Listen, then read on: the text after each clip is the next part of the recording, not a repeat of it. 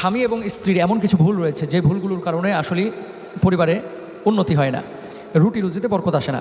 আপনি বলবেন যে এই আয় উন্নতিগুলো, অর্থাৎ উপার্জন আপনি অনেক করছেন, পাশের বাড়ির মানুষটিও আপনার মতো উপার্জন করছে, কিন্তু তার বাড়ি হচ্ছে, তার অসুখ বিসুখ নেই, তার সন্তান সন্ততি মানুষ হয়ে যাচ্ছে। সেম উপার্জন আমিও করছি, কিন্তু আমার সন্তান মানুষ হচ্ছে না, আমার বাড়ি গাড়ি ঠিকমতো হচ্ছে না, আমার অসুস্থতা শরীর থেকে যাচ্ছেই না। কেন এমনটা হচ্ছে?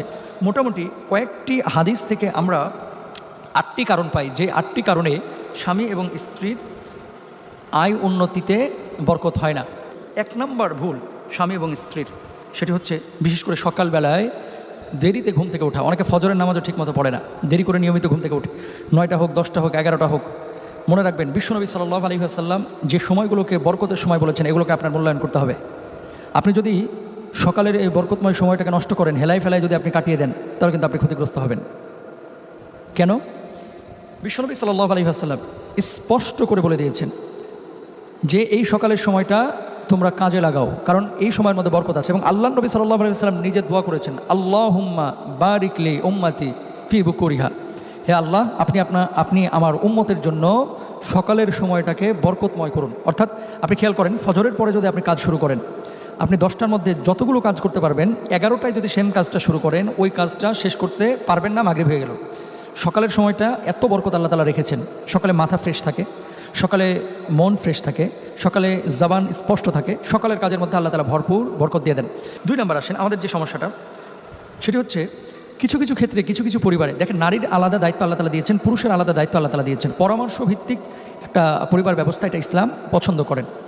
কিন্তু একটি কথা না বললেই নয়, কিছু কিছু জায়গায় যেটা পুরুষের দায়িত্ব পালন না করে নারীর দায়িত্ব পুরুষ পালন করতে যান। আবার কিছু কিছু জায়গায় যেটা পুরুষের দায়িত্ব, নারীর দায়িত্ব ইসলাম নারীকে দেয় নাই, যে এই জায়গাটা পুরুষ ভাববে, এটা নারী ভাববে না, ওই জায়গাটা ওই আলগা ক্ষমতা দেখায়া নারীরা হ্যান্ডেল করতে চায়, অর্থাৎ সেটা শাসন করতে চায়, সেখানে হস্তক্ষেপ করে। তো পুরুষের চাইতে কোনো নারী যদি কিছু ক্ষেত্রে যদি অতিরিক্ত বিচক্ষণতার ভাব দেখায়, অথবা সে পরিবারটাকে শাসন করার পরিকল্পনা করে, অথবা যে দায়িত্বটাকে ইসলাম দেয় নাই সেই দায়িত্বটাকে জোর করে যদি বাস্তবায়িত করতে চায়, সে পরিবারের মধ্যে বরকত হবে না।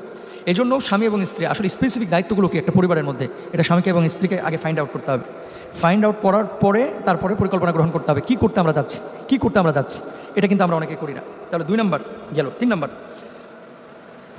ফরজ নামাজ নিয়মিত দেরিতে পড়া। নামাজ যারা কাজা করে আর কি, ফজরের নামাজের খবর নাই, ওই জোহরের আগে পড়ে, জোহরের খবর না আসর আগে পড়ে, আসরের খবর নাই মাগরিবের আগে পড়ে। মনে রাখবেন, রিজকে যদি বরকত চান, আয় উন্নতি যদি চান, হায়াতে তারপরে টাকা পয়সায় যদি বারাকা চান, তাহলে নামাজটা আপনারা নিয়মিত পড়তে হবে এবং সঠিক সময় পড়তে হবে, যেটা আমাদের অনেক স্ত্রীরা এবং স্বামীরা করেন না। 3 নম্বর। 4 নম্বর, আল্লাহ হাবিব সাল্লাল্লাহু আলাইহি ওয়াসাল্লাম তিনি যখন গোসল ফরজ হয়ে যেত, যত দ্রুত পারতেন গোসল করে ফেলতেন। কারণ কি, গোসল না করে আপনি ঘুমাইলে শয়তান ওয়াসওয়াসা দেয়। বিশেষ করে অনেক অপরাধী রয়েছে আমাদের দেশে, অনেক অপরাধী মুসলমানদের মধ্যে রয়েছে, যারা গোসল ফরজ হওয়ার পরে ঘুমিয়ে থাকে এবং এই অপবিত্র অবস্থায় তার ফজর অতিবাহিত হয়ে যায়, ফজরের নামাজ পড়ে না। তো গোসল যদি ফরজ হয় আপনার উপরে, তাহলে কখনো এই গোসল করতে দেরি করবেন না। যদি গোসলে দেরি হয়, বিশ্বনবী সাল্লাল্লাহু আলাইহি ওয়াসাল্লামের হাদিসের কিছু ভাষ্য এবং ব্যাখ্যা মতে, তাহলে আয় উন্নতি বারাকা এটা নষ্ট হয়ে যায়। অনেকে দেখবেন যে গোসল ফরজ হয়েছে রাত্রে, সকালবেলা বের হয়ে গেছেন, আমাদের তো খবরই নাই, ওই অপবিত্র অবস্থায় সারাদিন দোকানদারি করে এসে বিকেলবেলায় তিনি গোসল করে ভাত খান। এটা কিন্তু অনেকে করে, এটা করবেন না, এতে বারাকা নষ্ট হয়। 5 নম্বর, আত্মীয়তার সম্পর্ক এবং পারিবারিক বন্ধন যারা নষ্ট করে, আত্মীয়তার সম্পর্ক এবং পারিবারিক বন্ধন নষ্ট করলে বারাকা নষ্ট হয়ে যায়, আয় উন্নতি থাকে না। কেমন? খেয়াল করেন, বিশ্বনবী সাল্লাল্লাহু আলাইহি ওয়াসাল্লাম বলেছেন, কোনো ব্যক্তি যদি তার রিজকে প্রশস্ততা এবং হায়াতের মধ্যে বারাকা যায়, বেশি দিন বাঁচার যদি চিন্তা করে, সে যদি চায় যে তার হায়াতটা আল্লাহ তাআলা বাড়িয়ে দিক, তাহলে তার প্রথম কাজ হচ্ছে আত্মীয়তার সম্পর্ক রক্ষা করে চলা। আত্মীয়তার সম্পর্ক কেউ যদি রক্ষা করে চলে, 2টা লাভ। 1 নম্বর, হায়াতটা বেড়ে যাবে, হায়াতের মধ্যে বরকত আসবে। অর্থাৎ আপনি 20 বছরের হায়াতের মধ্যে এত বেশি কাজ করবেন, যেটা 200 বছরের হায়াত পেলেও আপনি করতে পারতেন না। তারপরে আপনার রিজিকের মধ্যে প্রশস্ততা আসবে। অনেক সময় আত্মীয় স্বজন বাড়িতে আসলে আমাদের বাড়িওয়ালিরা রেগে যান।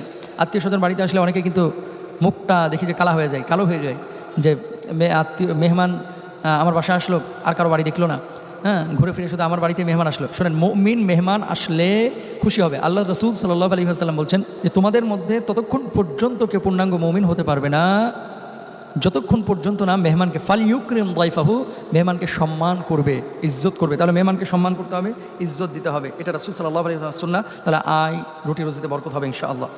6 নম্বরে, আমাদের স্ত্রীদের মধ্যে কিছু স্ত্রী রয়েছে অনেকেরই, স্বামী যতই দেখ বেচারা সন্তুষ্ট হয় না। আবার কিছু স্বামীও এরকম রয়েছে, স্ত্রী যতই তাকে ফিডব্যাক দেখ, যতই খায় খেদমত করুক, স্বামী বেচারা সন্তুষ্ট হয় না। মানে কোথায় সুখ এটাও কিন্তু উনি জানে না। তো এই যে অসন্তুষ্টি যদি স্বামী এবং স্ত্রীর মধ্যে বারবার আসে, তাহলে এই আয় রুটি রুজিতে বরকত হয় না, পরিবারের মধ্যে সুখ আসে না। 7 নম্বরে হচ্ছে ফজরের নামাজ যারা পড়েন না, আপনারা রুটি রুজিতে বরকত আশা করেন না, ফজরটা পড়তে হবে। 8 নম্বর দান সাদাকা করতে হবে, দান সাদাকা করলে আল্লাহ তাআলা বারাকা দান করেন। তাহলে আমরা এই 8টি জিনিস মেনে নিলাম, শুনলাম, জানলাম, ইনশাআল্লাহ মানারও চেষ্টা করব, কার্যক্ষেত্রে বাস্তবায়িত করার চেষ্টা করব। আল্লাহ তৌফিক দান করুন, আমিন।